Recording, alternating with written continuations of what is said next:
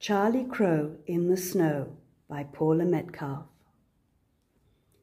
At the top of a grassy hill, overlooking a stream, stood Charlie's tree.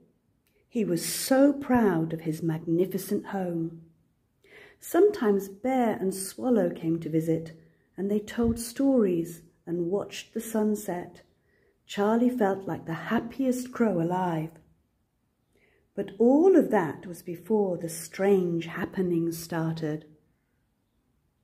First, the sun disappeared, leaving the sky grey and cold.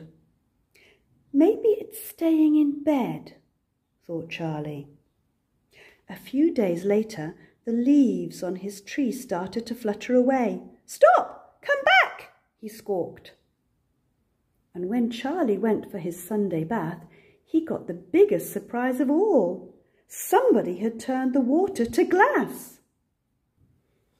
Poor Charlie, how confusing it all was. Bear and Swallow will know what's going on, he thought, and he hopped off to find them. But all around was oddly quiet. Charlie was just about to give up his search when he bumped into a squirrel. She looked confused too. "Have you noticed all these strange happenings?" she whimpered. Charlie nodded. "Whatever next?" he asked worriedly. They didn't have to wait long to find out.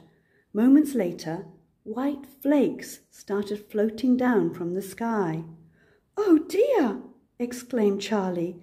"These look like bits of cloud." "But clouds belong in the sky," cried Squirrel. "Next it'll be the stars, and maybe even the moon will fall down," she shrieked. Suddenly her squealing was interrupted by a deep, growly voice.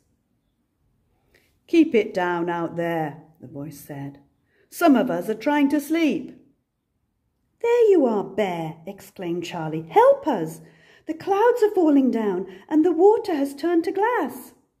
"Oh, Charlie," laughed Bear, "it's not glass, it's ice." He told them all about the cold winter when swallows fly far away to the sunshine and bears stay in bed to keep warm. Charlie and Squirrel peered into Bear's den. It looked so cosy. "You're very welcome to come and join me for a snooze," he said. "Oh, thanks, Bear," squeaked Squirrel, and in they went. Charlie and Squirrel concentrated hard on falling asleep, but "These leaves are so itchy," whispered Charlie, having a scratch. Squirrel tossed and turned. "I just can't sleep," she sighed. "Singing can help," said Charlie, and he started humming. Squirrel joined in. They were just about to reach the chorus when Bear sat bolt upright. "Enough! Bears need their sleep," he boomed. "You two fidgety fleas will have to go. Shoo!" Back outside in the cold, Squirrel's teeth started chattering. "Oh, what now?" she asked. "Well," said Charlie, "if we can't sleep through winter, let's fly away like Swallow." At Charlie's tree, Squirrel was in charge of packing for the journey. "Just a snack or two to keep us going," she said. Charlie steadied himself for takeoff, then took an enormous leap. "Sunshine, here we come!" he squawked.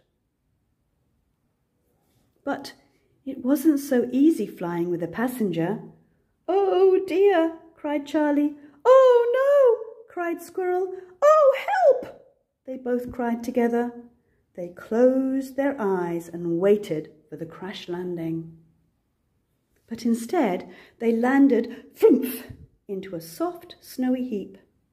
"That," said Squirrel breathlessly, "was the most fun ever." And they soon discovered there was plenty more fun to be had in the snow.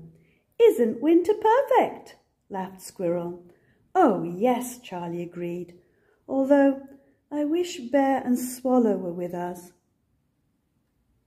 Then a lovely idea crept into Squirrel's mind. Charlie, she said, all this fun has made me very hungry. I'm going to go and get us a snack. Squirrel was gone for a long time. Where is she? Charlie wondered. His tummy was starting to rumble, so he hopped up the hill to find her. When Charlie reached his tree, Squirrel was not on her own. Surprise! Giggled Squirrel. I made them just for you, Charlie. They'll keep us company until the real bear and Swallow come back. Oh, Squirrel, said Charlie, thank you. What a lovely thing to do. Snow Bear and Snow Swallow didn't say much, but that didn't matter. As Charlie and Squirrel watched the snow glowing pinkly under the setting sun, Charlie once again felt like the happiest crow alive.